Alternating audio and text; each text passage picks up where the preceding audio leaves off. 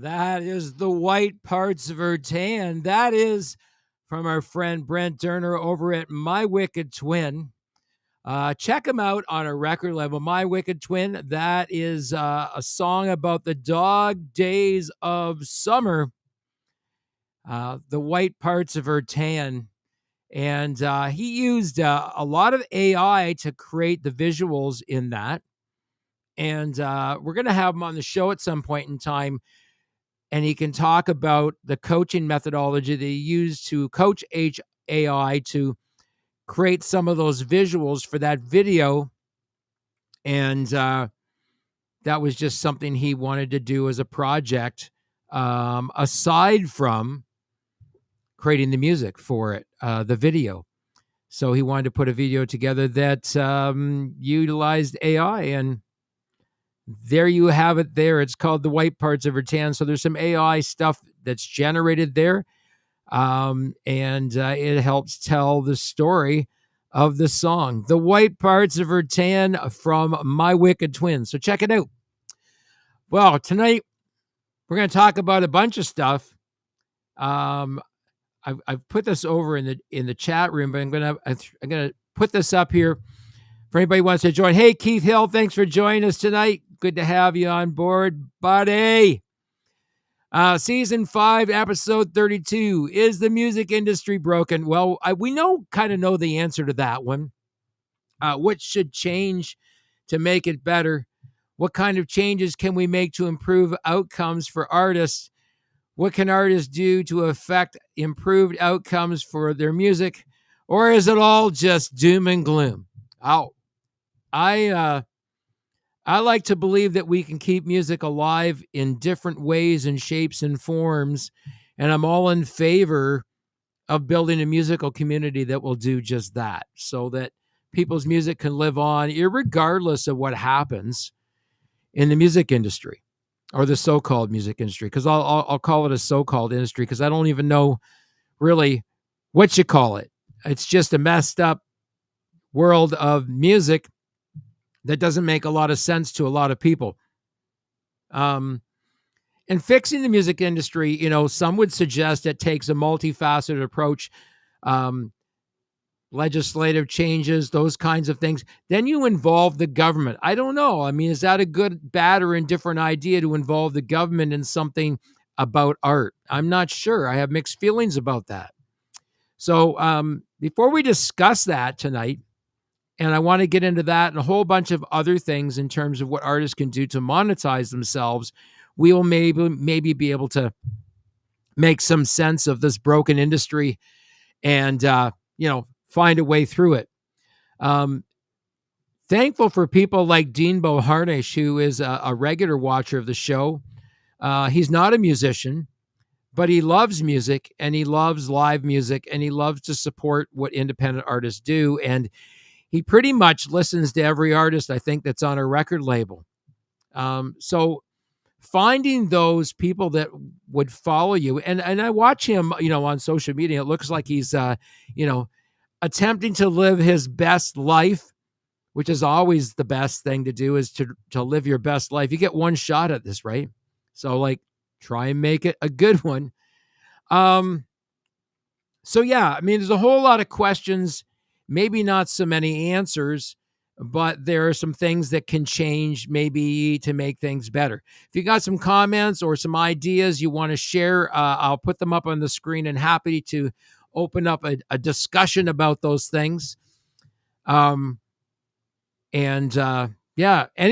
is always welcome to come on the show as a co-host.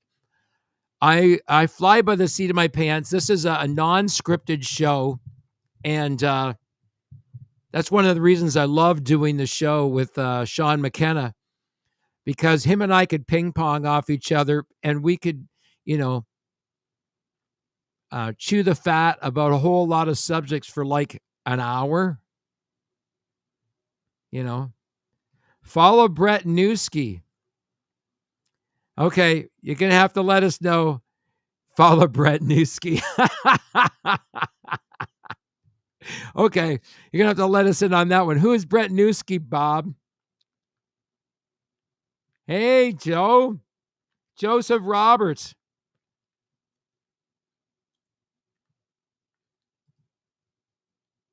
Hey there, little fella. That's funny, man. I fucking love that.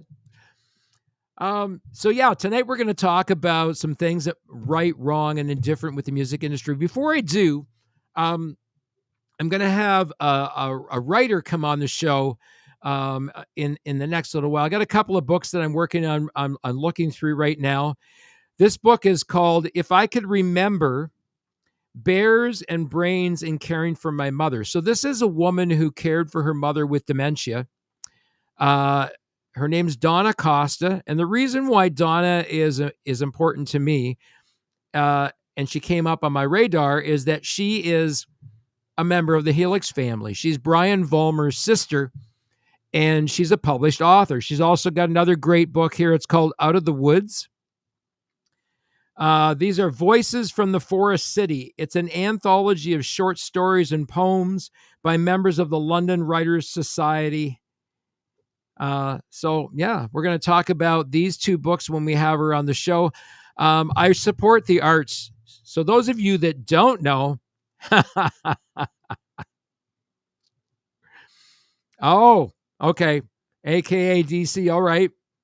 And, Bob says he pulled his music off streaming, all his music off streaming platforms. Okay. Do tell. Brett Newski. I'm going to have to check it out. I'm going to have to check it out and see, why he did it. I'm not sure why you would pull all of your music from streaming platforms. Yeah, it's a protest, but not everybody's going to do it. And the reason why is that the music streaming platforms were never set up for the average artist, or what people consider themselves the average artist, in terms of, if you're not signed to a major record label, is what I'm saying. You're not mainstream. You're not signed to a major record label, then you're subject to a whole lot of things.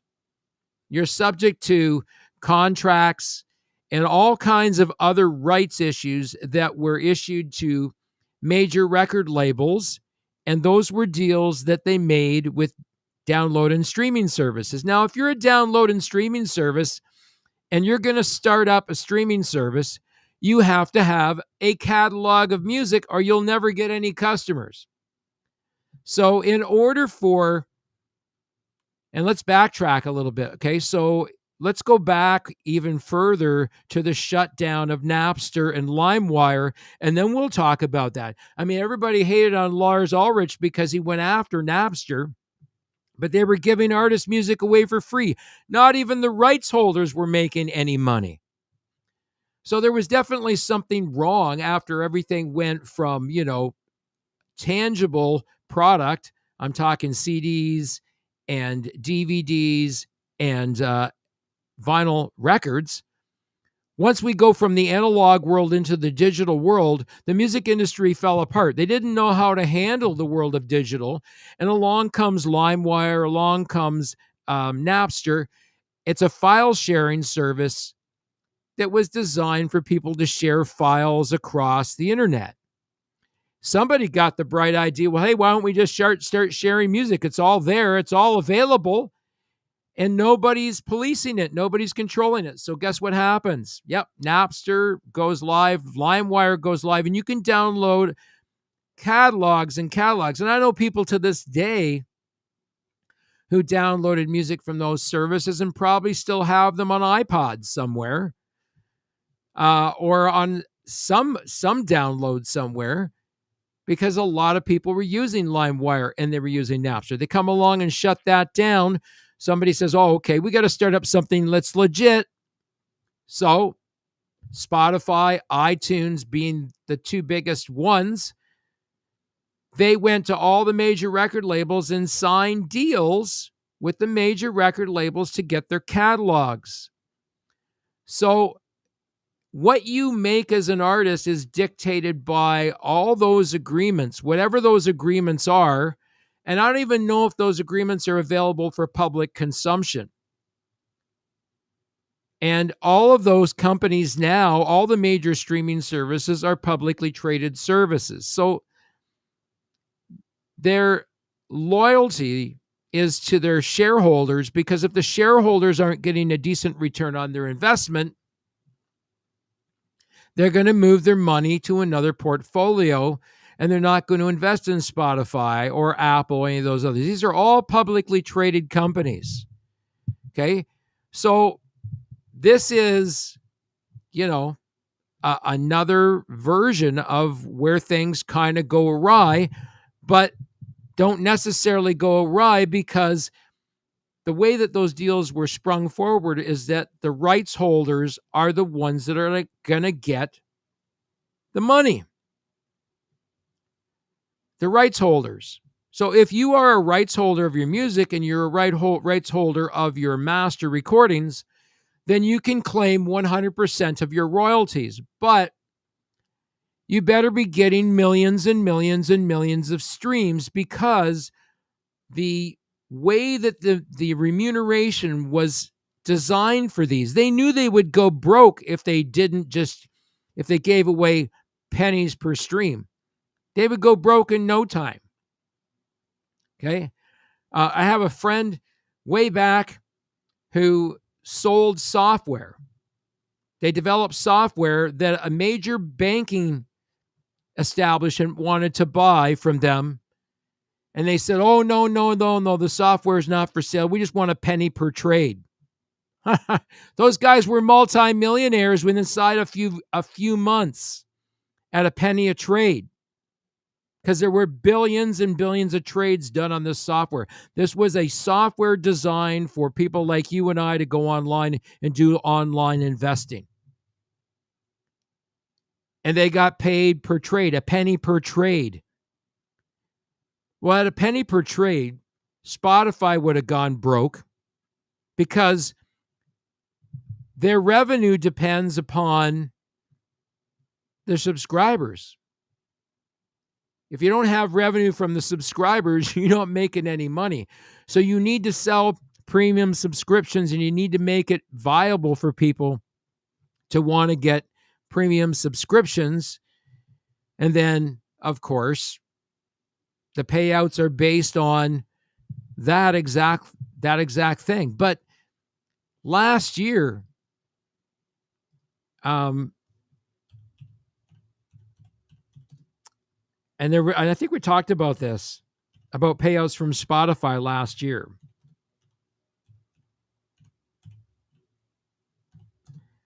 I'm just Googling it right now.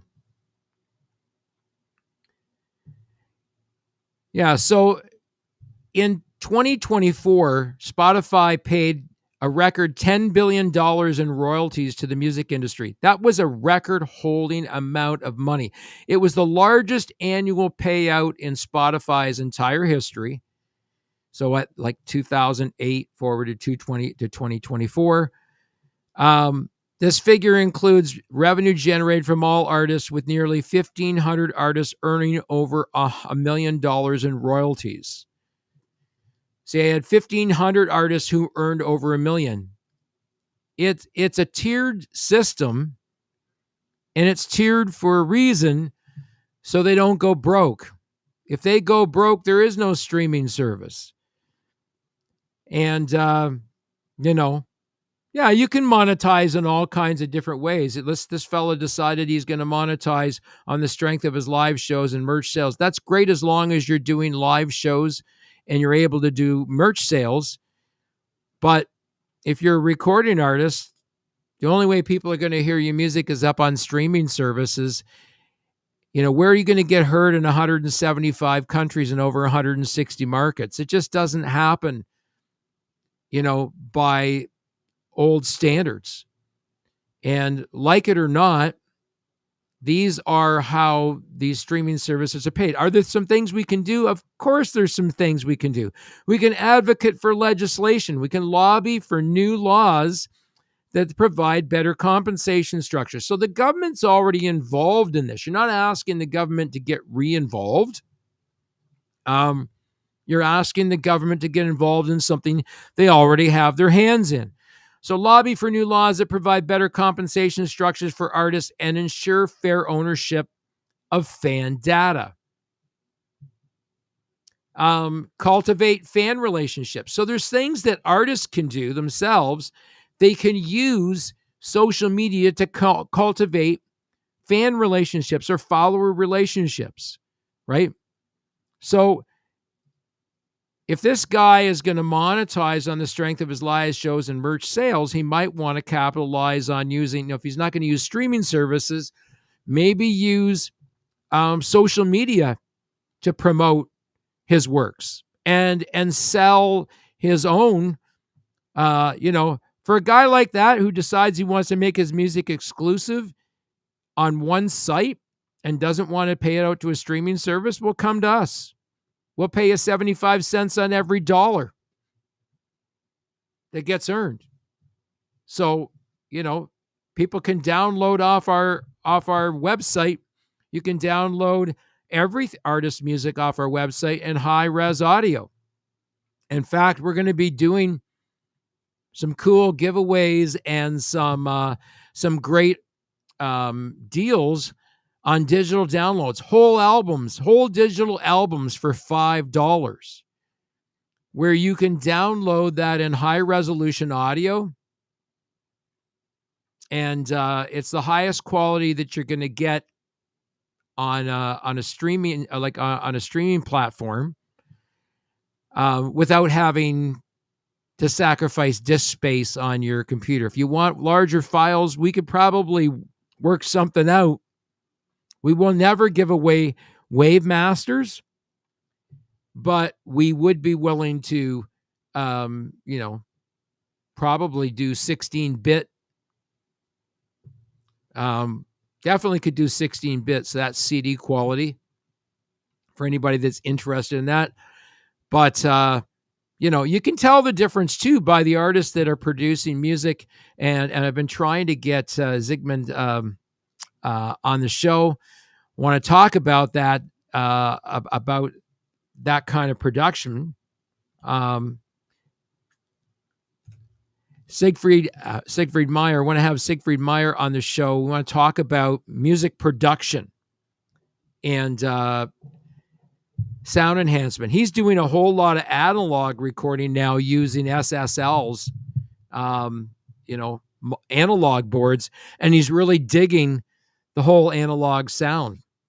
Hey, Kyle, how's it going, buddy? Kyle, he says, great information again. Hey, Kenny. Glad you joined the show. So we're talking about a whole lot of different things, how artists who are not monetizing or who are not putting their music on streaming services. Here's the one thing that we found through streaming services, that, well, they are not currently about compensation. They're about reach, discovery, and engagement.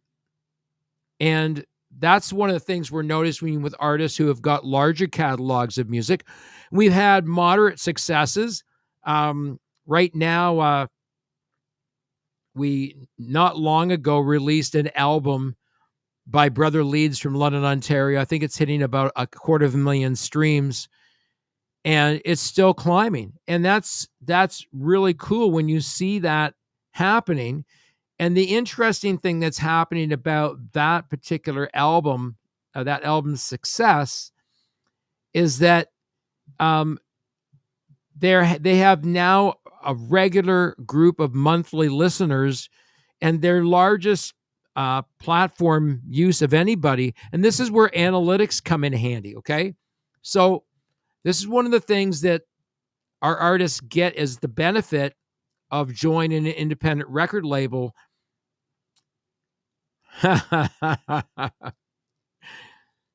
Sure, brother. Thanks. Good to see you. Joe's got to go. All right. Thanks for joining us. Joseph Roberts, thanks for joining us tonight.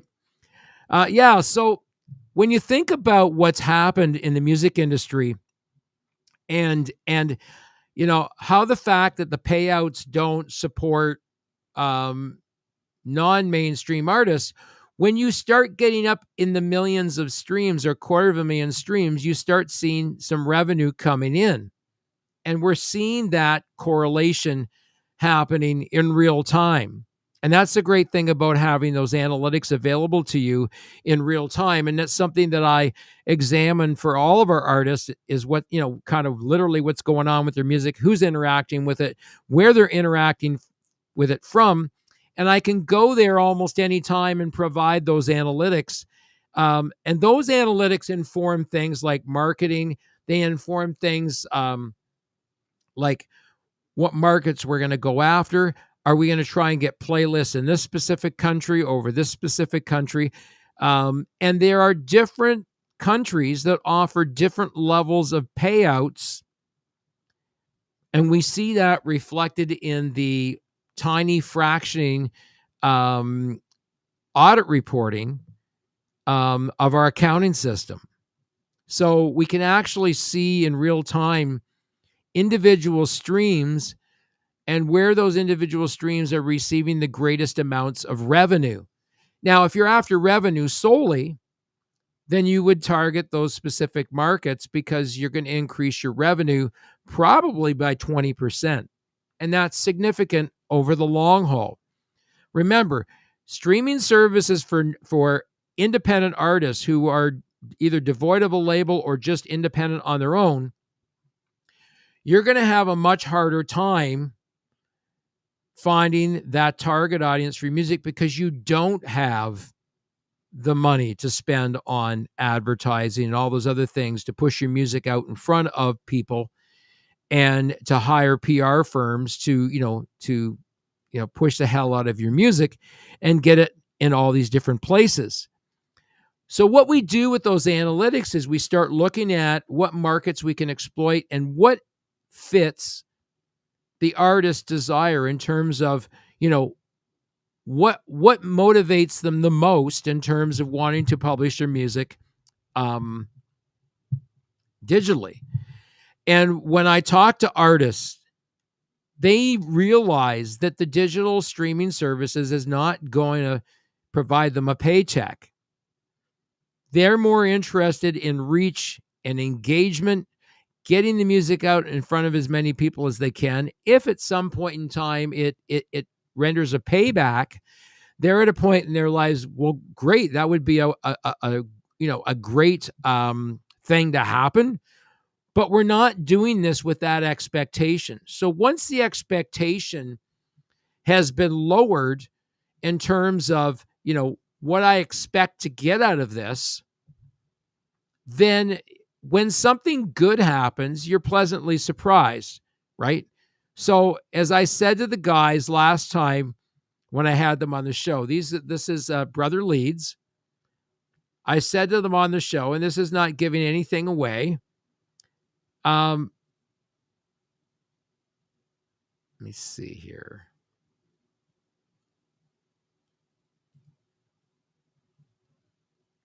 I said at some point you guys are going to have enough money to go out on the town for a really nice night, right? And for a nice night of drinks and chilling and relaxing, and take that as a first payment for your hard labors, putting your music together and working so hard to get that album completed, and paying attention to every detail as you crafted the music and as you went and recorded it and then worked with the studio around the mixing and the mastering of your final product. So there's some cool stuff that happens in that process, right? Relationships are formed and they're forged, right? Some really, really great stuff happens through that whole process, that whole creative process. And so when we bring artists on the label, we pay attention to that creative process because we recognize without that creative process, we don't have a product. So our goal is to take as much heavy lifting as we can off the artist so that they're free to do what they love doing. And that's making great music or, the music that they want to make and then share it with the world, and then find that listening audience that shares their passion for what they do. And these artists are actually, finding that, right? Um, and so, they're gonna earn a payout that's eventually going to, well, it already has. There's already enough of a payout there for them to have a really good night on the town. So the 4-member band could go out for drinks and dinner and have a really good time. And that would be off their first paycheck from their hard work. Yeah.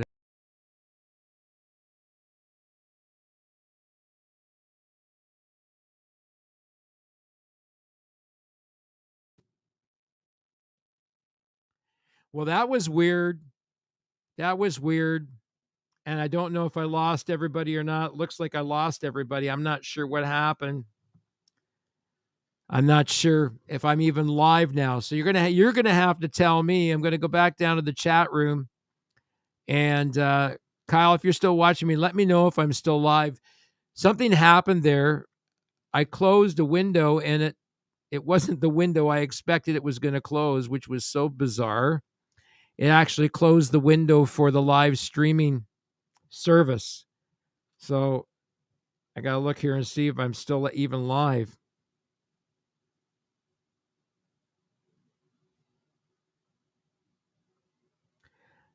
Well, we'll see. We'll see. I'm not sure. Oh, okay. It says I'm still live. That's good. That was a definite accident. That was so wild. Yeah, so I went to close something here, and it took me in opposite direction. That's not what I was looking for. But when you look at audiences for artists, right? And I'm just going to go over to one of our artists at random and talk a little bit about this in terms of how people can actually increase their market share, right? And I'm just going to give you an example. So let's take a look here.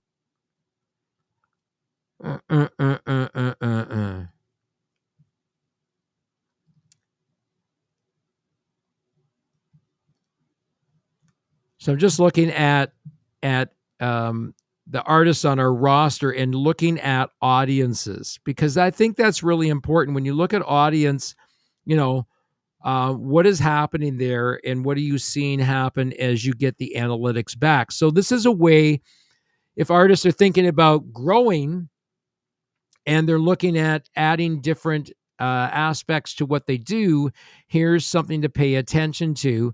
And it's something that we do here at the record label all the time. So I'm going to go to our band here that's having this great deal of success with this album release. And the album is called The Ugly Carnival. It's a great album. You should listen to it in its entirety. The whole album has some really, really great stories. The lyrics are well written, and contain a whole lot of really, really, really, great stories. So definitely worth checking out.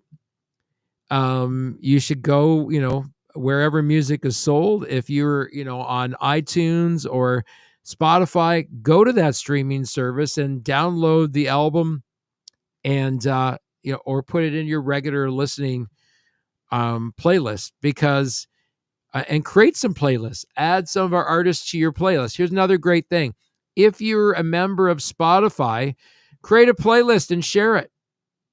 Right? Create a playlist and share it, and get people to join your playlist. And it's another way of getting your music out there. If you start your own playlist, I start playlists all the time and share them out on Spotify, and people join the playlist. And then next thing I know, our artists end up on different playlists as a result of that organic growth. So these are some things that you can do to get some organic growth for your music.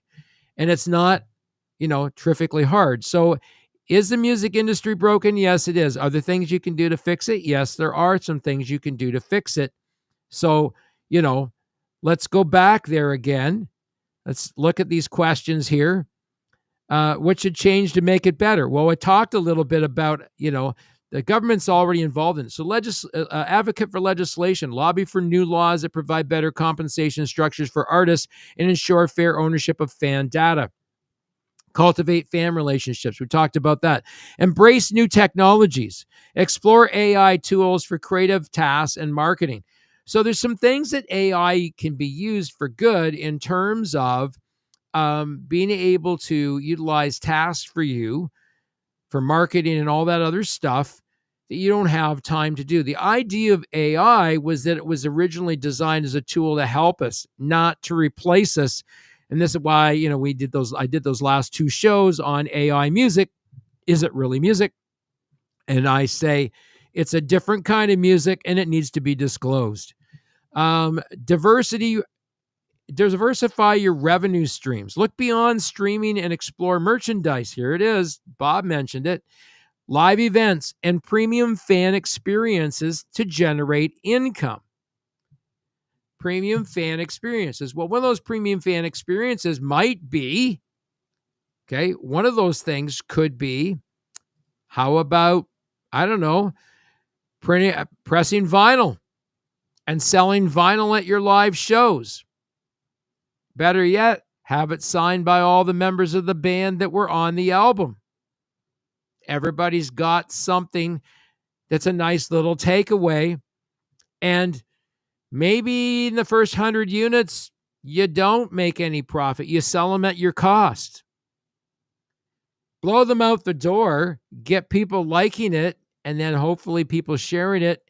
And then, your next show, you can probably sell them at your regular retail price. There might be a way to get that vinyl in the hands of people, because if your first round of records isn't about making any money off the records, then you could do it as a loss leader, in the sense that you're not going to spend any money, but you're going to sell the records at your cost. So if you were able to produce your vinyl record for $15, then you sell them for $15 and let your fans know that you're selling them for $15. Right now, I believe, and I have to go back and look at it again, I think we have one artist on our website who's selling their music for whatever you're willing to pay.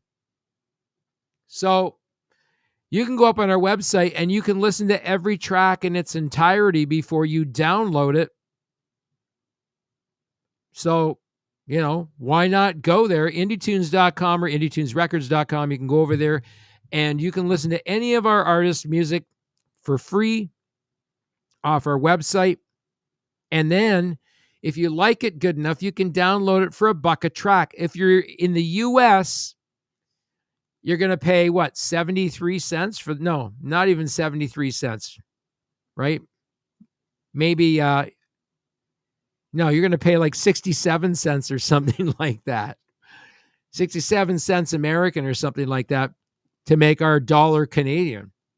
So, it's all in Canadian dollars. We're a Canadian website, and everything charged on there has to be in Canadian dollars. And that is just the way that we're legislated, unfortunately. But, there's an opportunity there for those people that are in the U.S. So, maybe think about it. What are other things? What other things are happening? Well, prioritize skill and quality, invest in your craft, participate in educational programs, and focus on creating high quality music that resonates with audiences. Well, again, that goes back to your motivation. What's your motivation in the first place for recording? Is this to share your music with the world? Or are you looking for something that would appeal to a specific audience? Now, I know a band, we had them on the show not long ago, Abaddon's End. That was one of the things we talked about. It was one of the things that changed their musical direction because they believed that the genre that they had originally chosen was somewhat limiting to them in terms of their audience. And they wanted to develop a more diversified and wider audience base, and they thought they might find a much larger listening audience, I think they're on to something, right? Now, obviously, somebody's done a little bit of research and looked, maybe they've looked at the analytics. I'm not sure. I know I'd be looking at the analytics and going, it's time that we took you in a different musical direction. It's time you considered a different musical direction because your audience is somewhat limiting. Now, I don't prescribe that to artists. That's for them to decide themselves. If they ask me, then I will share the information with them. Do I impose that on them? Sometimes I think I make comments in terms of what I think could be better based on what I know their spoken needs are. So that's one of the things about working with a record label, is that it does help provide some level of focus in terms of musical direction, how we're going to do releases, what's the best way to go about doing that release. And then the artist doesn't want to get caught up in the minutiae of doing the release. That's why they have me do it, because there's a ton of minutiae involved in a release and publishing of an artist's music. So one of those things is properly encoding tracks. So again, there are artists literally who have left money on the table because A, their tracks are not properly encoded and they don't have the right metadata in them. The artwork is not encoded in their finished product. There's a whole host of metadata pieces of information that are specific to a track that helps you chase the digital fingerprint of that track across the internet and maximize whatever those royalties might be. That also includes getting artists who typically are not signed up with royalties collection societies. If you don't know what they are, then if you don't know what a royalties rights society is, you need to do some research. But you see, if you were working with a record label like mine, you would know what a royalties rights society is, and we would make sure that your music is properly registered with at least one major royalties rights society, although there are several that you can register with. But if you're a band like Helix, you would be registering hundreds and hundreds of tracks. And that's a lot of work. So there are some places where you pick up, and this is where, again, working with someone like me is a benefit, because we do the research on where we can maximize royalty returns for artists. So we pick royalties rights societies. We also have our own publishing side of the company that collects royalties and puts in copyright claims.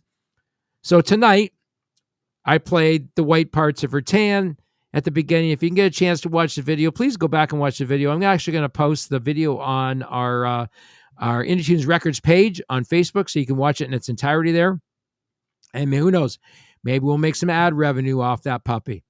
It's about the dog days of summer, and it's written by Brent Durner of My Wicked Twin, and it's worth checking out.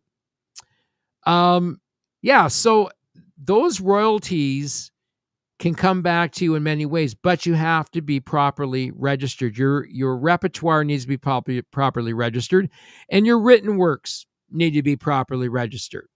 Most artists don't have a clue what it means to do all that stuff.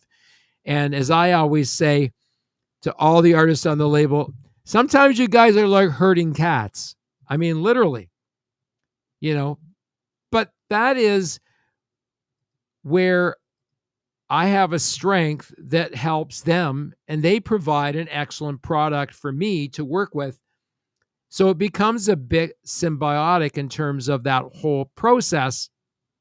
And I have to be 3 times motivated to try and make revenue off artist music because, and I've I've been very, very transparent about this before. We retain 25% of the sales of the profit off the music, and the other 75% goes to the artist. So, that doesn't happen out in the mainstream music world. You're lucky to get 16 cents on the dollar on a really good day, and maybe 11 cents on the dollar on not such a good day or not such a good contract. And then, what kind of rights are you actually signing away to the record label? In this instance, no artist ever assigns rights away to the record label. We don't own anything, nor do we want to own the artist's works. It belongs to them. But we share the copyright with the artist for the purposes of distribution. And so and it enables us and gives us license to be able to collect the royalties on behalf of the artists on the record label. So there's some legitimacy to all of that stuff. And then, making sure that metadata is properly embedded in the track, and that only the masters are used for making of videos. And that's basically it. And for uploading to download and streaming services, because some of them, as you know, now are offering streaming services in very high resolution audio.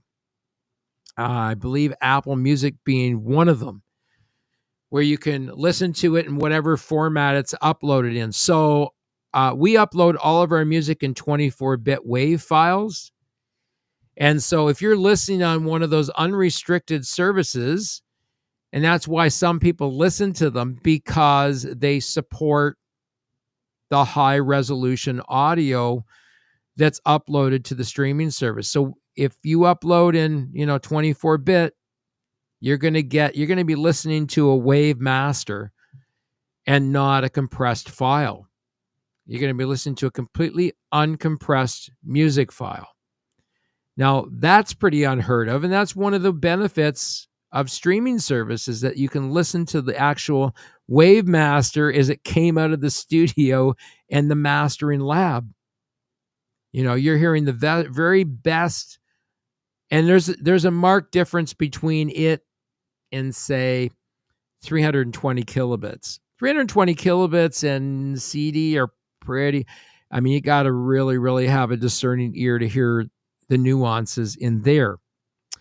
So we're coming up to the last 15 minutes of the hour here. See, I always have lots to talk about here, and things that people can do. Prioritize skill and quality. Invest in your craft. Now, here's the thing that we believe. Everybody's got to have skin in the game, and it's not just about producing the product. It's about taking the product to market and what it takes to get it to market and get it in front of the right people. So, as much as there's a chagrin from artists to want to spend money on that stuff, in my estimation, it's a necessary piece of budgeting that needs to be considered, because how you promote music is going to help it in its uptake. It's also going to help it get, and I'm not talking necessarily about music campaigns. I'm talking about social media campaigns, by social media, hiring someone to create content for you on social media that's highly engaging. And there's content creators out there on Instagram who are way better at it than you are, and you'd be surprised how reasonable they would be in terms of cost to create a product for you that would be engaging, that would find you maybe a new fan base on Instagram. If you're after a younger crowd, Instagram's your game. If not, you want one of these same content creators to create you reels for Facebook. If your audience is on Facebook, you want to be putting out reels on a regular basis to promote your works. Now, I don't see many reels put out by bands that are on the label. And it mystifies me that they don't, because, oh, sorry, I backed that up. Boiler Beach, check him out. Terry's always put him out there. I think he has a weekly bad dad joke that goes out as part of their weekly shout out to their followers. And that kind of engagement is great. It gets them great engagement for live shows. It gets them great engagement on download and streaming services. Any regular content you create is going to provide engagement for you. One of the reasons that we are getting the streams that we're getting for bands like Helix and like Brother Leeds is that their music is now in algorithms that are being friendly to them. And there's some really, really cool stuff that can happen out there. Pitching your music. Now, there's another thing that happens in terms of what we do. We help the artists pitch their music. I like to do the pitches on the music because certain things grab the attention of certain people on Spotify and other streaming services that are looking for music to be added to playlists. So the more creative you become in terms of pitching your new music, and the best way to pitch music is to put it out there, and about a week before it goes live, do a pitch on it. And there's a whole lot of different things you can do. You can pitch your music early, or you can pitch it before it goes live. And this allows you to tell the playlist editors about the track. So there are certain keywords that I find that end up becoming engaging in terms of, and I don't know when they're looking at all these playlists, they're telling me they're editors. I'm guessing they're real people. I don't know if they're employing AI editors or not. I'm not sure. So I'm not sure. Has anybody, here's another interesting thing that came up today too. And this is just sort of an aside. It was a conversation with a friend this afternoon, and it showed me this app called ChatGPT. It is another AI search engine tool out there that can, provide you answers for all kinds of things. They also have AI answers within Google as well. So invest in your craft. Build a budget that you're going to use for promoting your work. You spent good money going into the studio to record that work. Would it not make sense to develop a budget around marketing that product? Or are you just going to put it out there like everybody else does? Because that's what everybody does. They just throw it out there, they're throwing it against Velcro and hoping it sticks. That is not a great marketing strategy.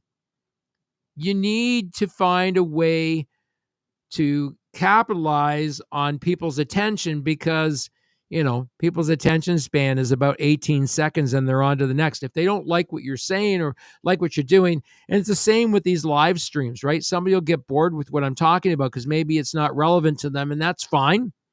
Hopefully people find some good information about what I talk about on the show, and it's helpful to them as they make decisions going forward, because as you go forward, you have opportunities to learn from the past, right? So there's many people out there who say you can't change the past. And I say, yes, you can. I don't know what the hell is going on here. It looks like I'm getting some spam on here. So we'll block that one. So there's some really interesting things that you can do to capture new audience, right? So maybe you want to hire a content creator, right? Some of them will create content by piece and charge you by piece. Some will do so many posts, like a weekly post for $80 a month, right? Can you budget $80 a month to have a social media influencer doing content creation for you? Now, that's dependent on a couple of things, because you're going to have to provide them with the content, or at least they'll have access to the content. You want to look at some great content that's being created. Look at some of the videos, the throwback videos that my daughter does for Helix on their Instagram page. It's getting them more followers. It's getting them more engagement. And we're seeing those results in streams. Now, this is, a much larger footprint. This is a band that's been around for 50 years and who've amassed a large catalog of music. But for an artist just starting out, you want to build a catalog of music. Now, the downside of all of this is that YouTube kind of wrecked it for everybody, because YouTube builds everything on content. So YouTube content creators will put out a new YouTube video at least once a week, some once a month, but usually once a week. And I've talked to some content creators on YouTube and how much work they put into putting a 15-minute video together to put out one episode a week. And it's a lot of effort. It's a lot of time, and you've got to have patience and a lot of followers on YouTube to make any money at it. And if you're thinking about putting videos up on your YouTube channel as a band, you need to be putting up videos on a regular basis, or at least content on a regular basis. So YouTube Shorts, if you've got a YouTube channel, okay, as an artist, and you want to attract more people to your channel so you can advertise your music, and it's another way to promote your music, then what you need to do is start doing shorts. Now, you can do shorts on your phone. Get your cell phone, put it in portrait mode, film yourself as a selfie, and do a quick selfie and update of what the band's up to, where you're playing this week, whatever. Put it up on YouTube as a short. It's content. It adds to your content. If you're putting something up there, you got to be putting content up on a regular basis. And that is what people are expecting when you release music. So if you're an unknown band, the biggest mistake you can ever make is to release an album. You're going to get crickets unless you've got a ton of promoting that album and every single track on that album. It's likely to be heard by crickets. The most important thing you can do is do a waterfall release and release engaging artwork that depicts basically what the track is about. And that's what we've done. We've gotten a greater level of engagement. Right now, we're currently releasing the second album put out by Helix, White Lace and Black Leather, put out in 1981. And I think we're up to about 250,000 streams, an aggregate total of 250,000 streams on the waterfall release. And we've, put artwork to every single release. Some of it is, photos of the band back in the day with the lineups that were there. Some of it's promo photos. It's just different ways to engage the audience, and it's working. And people are listening to it because it's a new, refreshed version of the song, because they've all been remastered. So here's another thing. If you put out an album and you give it a listen again and you think, geez, you know what? It could have been just a little bit shinier than it is, then you could remaster it and remaster all the tracks off it and re-release that. So there's another way of gaining some new content. And that's what we're doing with a lot of Helix music. We're doing re-releases of Helix music remastered, or perhaps in a lot of cases, it's going on digital for the very first time ever. it's never been on digital. It's been on CDs and DVDs, but it's never been released on a digital platform. So we've got a whole lot of never released before Helix music on digital platforms that is going to be out there basically forever. And it is generating revenue. It's a modest revenue, but it's generating revenue. So as you build your catalog, think of streaming services as a long-term investment. And yeah, maybe along the way, lobbying for change and getting governments to look at different payouts at different levels, because there are some artists on there who not on mainstream record labels who have got devout followings of fans, but their payouts are not in keeping with their monthly listeners nor their followers on Spotify. And so it shouldn't just be based on streams. Maybe there are other aspects that could be included in terms of how a person is remunerated by levels of engagement that they have. Maybe those three things, not only, reach, but discovery and then engagement. Maybe there's other ways to find remuneration in there that becomes fairer for all artists. Well, we don't have all the answers tonight. We've got a couple of upcoming artists on the show. Donna Costa is going to come on the show and talk about her book, Out of the Woods, or it's a collab, I believe. And if I could remember, Bears and Brains and Caring for My Mother. It's a story of losing and finding joy through Alzheimer's caregiving. So there's different ways of finding joy, even in dark moments in our lives. That's one of the reasons I want to have her on about this, because I know that there are people out there who struggle with mental health issues, and we want to certainly help those people as well. And music is one of the greatest pieces of therapy ever invented by man. All right. Well, listen, thank you for dropping by tonight. If you like what you heard, you can always give us a little tip on the tip jar there. There. And you can slide by IndieTunes Records, IndieTunes.com, and check out our artist music. Check us out on social media, on Facebook, on Instagram. Follow us wherever we are on social media, and share out the label with your friends. If you've got an artist that might be interested in joining the label, well, we can always talk. I'm starting to get thin here, but I do love supporting artists and their work. Anyways, that's me. I'm Kenny from IndieTunes Records, and you're not. This has been